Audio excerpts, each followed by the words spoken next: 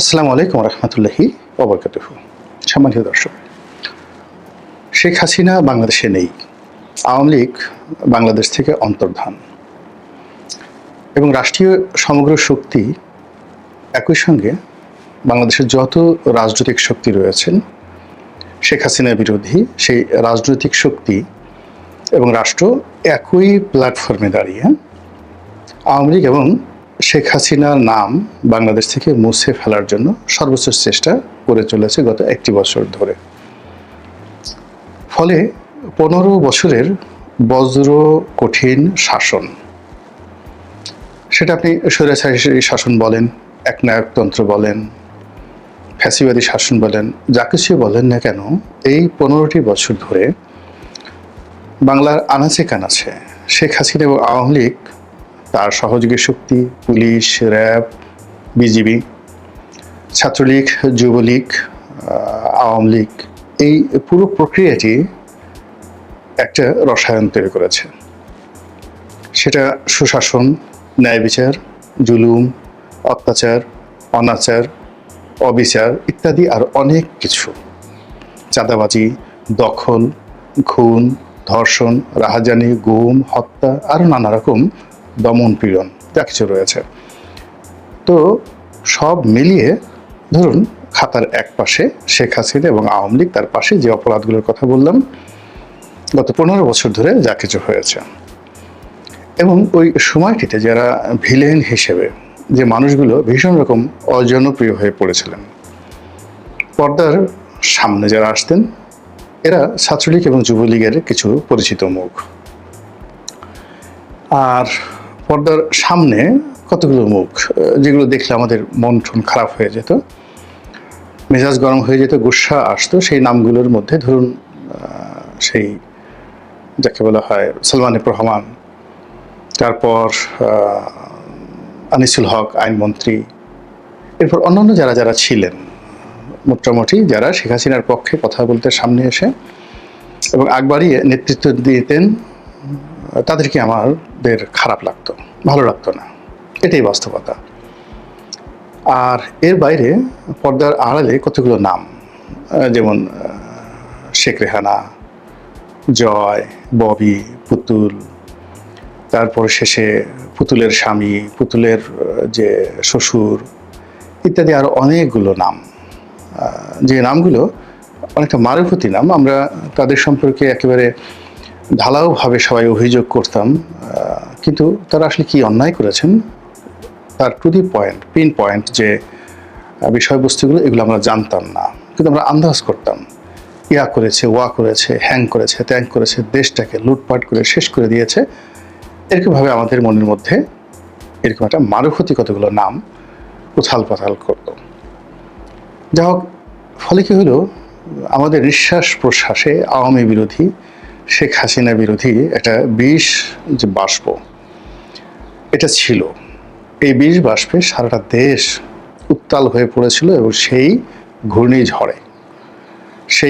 ঘূর্ণিঝড়ে একটা অভ্যুত্থান হয়, অপূর্ব অভ্যুত্থান, যেটি বাংলাদেশে ইতিপূর্বে কখনো হয়নি।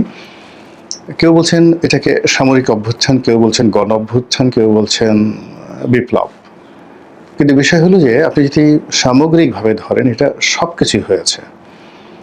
এখানে সেনাবাহিনী যখন বললো যে আমরা গুলি করব না, সরকারের কোনো অর্ডার আমরা মান্য করব না যেটা জনগণের বিরুদ্ধে যায় বা আন্দোলনরত ছাত্রদের বিরুদ্ধে যায়, এরকম বাংলাদেশে কখনো ঘটেনি, কোনো অবস্থাতেই ঘটেনি।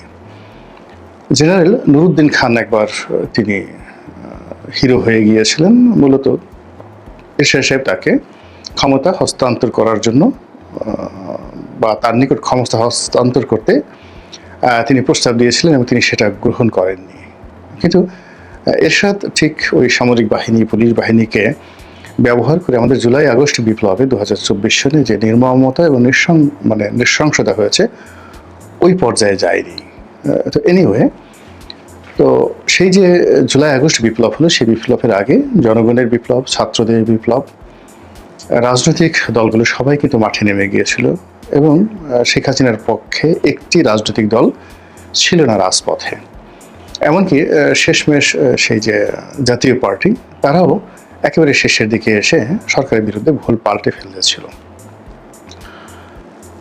আর সামরিক বাহিনীর কথা তো বললামই, পুলিশ বাহিনীও একটা সময় তারা একেবারে রণভঙ্গ দিয়েছিল।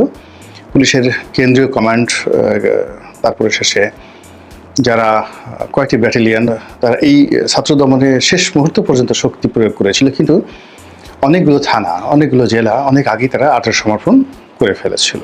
আর বিজিবি সবার আগে বিজিবি আত্মসমর্পণ করেছিল, এটা আপনাদের মনে আছে।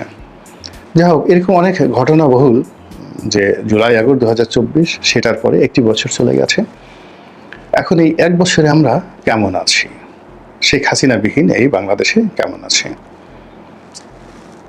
এটা যদি আপনি সত্যিকার অর্থে মূল্যায়ন করতে বলেন, নিরপেক্ষভাবে মূল্যায়ন করতে পারেন, তাহলে আমাদের প্রথম প্রাপ্তি সেটা হলো আমাদের শেখ হাসিনা নেই বাংলাদেশে, যাকে আমরা বাংলাদেশ থেকে তাড়াতে চেয়েছিলাম। তিনি চলে গেছেন, বা তাকে তাড়িয়ে দেওয়া হয়েছে, বা তিনি পালিয়ে গেছেন, হোয়াট এভার মেবি। দ্বিতীয় প্রাপ্তি হলো আওয়ামী লীগ নেই। ফলে আমাদের আওয়ামী লীগ এবং শেখ হাসিনাকে নিয়ে যে অ্যালার্জি ছিল, এবং এই অ্যালার্জিজনিত রোগে আমরা যে ভুগতাম, আমাদের চোখের যন্ত্রণা হতো, নাকের যন্ত্রণা হতো, সারা মুখে শরীরে চুলকানি হতো, সেই চুলকানিগুলো এখন আর নেই। এটা হলো বড় প্রাপ্তি। দ্বিতীয় প্রাপ্তি হলো যে আমরা অনেকগুলো মানুষকে স্বপ্নের নাগর বানিয়েছিলাম, যে এই মানুষগুলো দুনিয়ার সবচেয়ে সেরা মানুষ, এই মানুষগুলো বাংলাদেশের শ্রেষ্ঠতম মানুষ, এদের জ্ঞান, গরিমা, পাণ্ডিত্য আওয়ামী লীগের মতো নয়। তারা আওয়ামী লীগের শিষ্য হওয়ার বাসনা কখনো করেননি। তারা বিশ্ব মানব হওয়ার, বিশ্ব শিক্ষক হওয়ার চেষ্টা করেছেন। এরকম অন্তত যারা এই সরকারে আছেন তাদের সবার সম্পর্কে আমাদের একটা ভালো ধারণা ছিল, এবং আমরা সেই মানুষগুলোকে আমরা রাষ্ট্র ক্ষমতায় বসিয়েছি, তারা বসেছেন, আমরা তাদেরকে ক্ষমতা দিয়েছি, অথবা তারা আমাদের প্রতি ক্ষমতা প্রয়োগ করেছেন। It does not matter. Matter হলো আপনার প্রিয়তম শিশু সন্তান, সে যখন আপনার মলমূত্র ত্যাগ করে, ওটা আপনার কাছে খারাপ লাগে না। আবার সে যখন আপনাকে একটা খামচি দেয়, ওলে ওলে বাবা, ওলে ওলে মা, এরকম কথাবার্তা বলে, তার ছোট গুদগুদে দুটো পা দিয়ে, হাত দিয়ে আপনাকে খামচি দেয়, আপনার চুল টেনে ধরে, তার মুখে দাঁত উঠেনি, তো সেটা দিয়ে আপনাকে এক দফা একটু কামড় দিয়ে দিল আপনার হাতে, বা তার দুটো দাঁত উঠেছে, আপনি একটু মশকারা করার জন্য সেই শিশুর মুখের মধ্যে হাত পুরে দিলেন, ও একটা কামড় বসিয়ে দিল।